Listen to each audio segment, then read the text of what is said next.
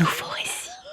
Un écart parce que le client, qui peut être un réseau de fast-food, a défini un poids, un diamètre, une hauteur, et derrière, et un nombre de graines voilà, collées dessus. Donc, et le producteur ne prendra pas le risque, faut bien entendre le risque, de commercialiser ce produit-là. Il vérifiera en amont.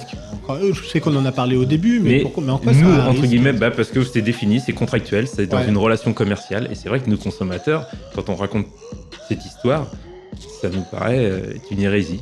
Mais voilà, on établit ça et le fournisseur, le producteur ne va pas vouloir rentrer dans un rapport de force commerciale avec une grosse chaîne de fast-food parce que par rapport au business que ça va lui générer. Mais sauf Voilà, que même ce sont des tensions, des relations commerciales. Ouais. Alors on pense que voilà, ça peut être bienveillant. Non. On vit pas toujours dans le monde des bisounours, c'est pour tout le monde. Ouais. Et non, c'est pas le cas. Après, c'est là où on va essayer à chaque fois de s'orienter vers des modèles peut-être un peu plus vertueux, un peu plus raisonnés, c'est-à-dire en fait avec ces politiques RSE dont on parlait au début, n'importe quelle chaîne, Burger King, McDo, je sais pas, KFC, je suis pas sûr qu'ils fassent des burgers, mais et qui se disent bon, il y a un moment effectivement c'est une vraie problématique parce que moi je reviens à ces chiffres qui sont complètement dingues. En France, c'est sur l'amont de la filière, donc nous on s'attaque à un chiffre, c'est 14 000 tonnes de denrées alimentaires produites destinées à l'alimentation humaine qui sont gaspillées chaque jour.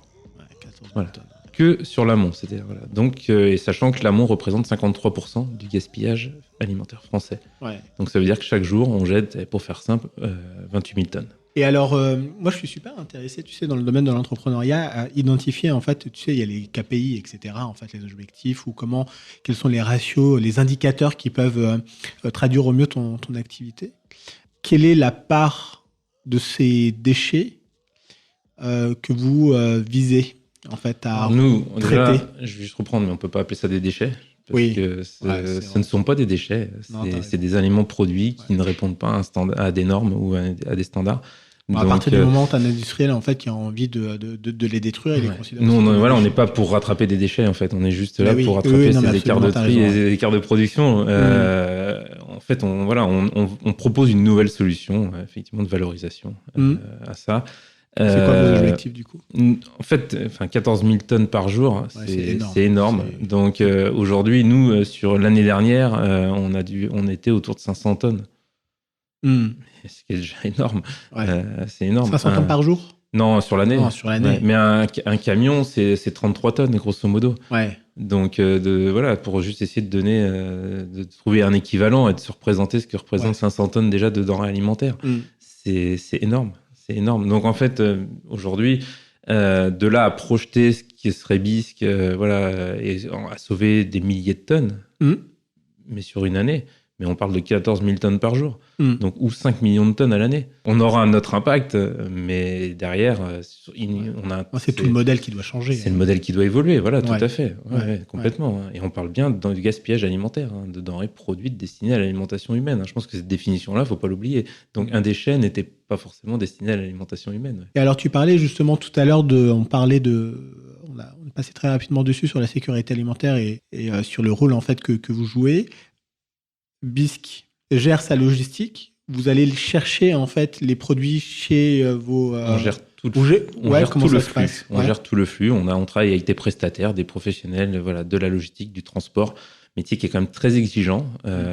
Et pour pouvoir nous se développer aussi très vite sur le territoire national, on préfère aujourd'hui s'adosser à ces spécialistes, donc du transport, de la logistique et de la préparation de commandes. Parce que on travaille donc, comme on l'a expliqué, sur toutes les filières alimentaires. Mais on travaille aussi en tri-température, c'est-à-dire qu'on fait du sec, on fait du frais et du surgelé. D'accord. Voilà. Donc tout ça, c'est pour pouvoir répondre à notre modèle économique, pour pouvoir sauver toutes les denrées. La plus grosse difficulté que nous, on peut rencontrer, tu parlais de KPIs, dans notre modèle, c'est que ce sont des denrées comme des fruits et légumes, des fois, qui ont des euros kilos qui sont assez faibles. Et derrière, dès qu'on leur rajoute des coûts de transport, des coûts de manipulation, pour pouvoir des coûts de sauvetage, entre guillemets, eh bien, ça le ramène à un prix de vente qui peut aujourd'hui se retrouver équivalent au prix du produit normé. Parce qu'on n'a pas forcément, nous non plus, l'économie d'échelle d'un gros distributeur ou d'un gros distributeur. Donc le fait d'y associer tous les produits, d'autres produits avec des euros kilos plus forts, va nous permettre de mieux amortir nos coûts de sauvetage. D'accord. Et puis après, il faut aussi que Bisque vive. Ben, effectivement, je le prends en compte dans l'analyse. Effectivement, on est une société, en fait, on est 14 aujourd'hui, donc on a doublé la taille de l'équipe depuis le début de l'année. Suite à une consolidation de la structure financière, on a souhaité ouvrir notre capital à certains de nos fournisseurs. Donc des entrepreneurs, parce que Faustine et moi, on avait tous les deux envie de s'entourer d'entrepreneurs, d'autres chefs d'entreprise pour nous servir de leurs expériences. On va faire nos erreurs, mais si on peut éviter de faire celles que nos associés actuels ont déjà faites et qu'ils puissent nous transmettre, c'est un peu notre philosophie pour pouvoir aussi aller plus vite.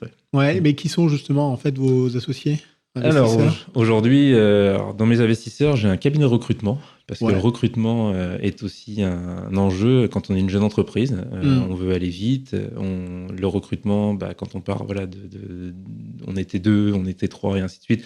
On peut pas trop perdre de temps sur le candidat, sur le collaborateur qui va intégrer l'équipe, surtout quand on n'est pas nombreux. On peut pas perdre 6 mois sur un recrutement. Sur un recrutement. Donc on a choisi aujourd'hui d'amener le cabinet Test, qui est un cabinet de recrutement parisien.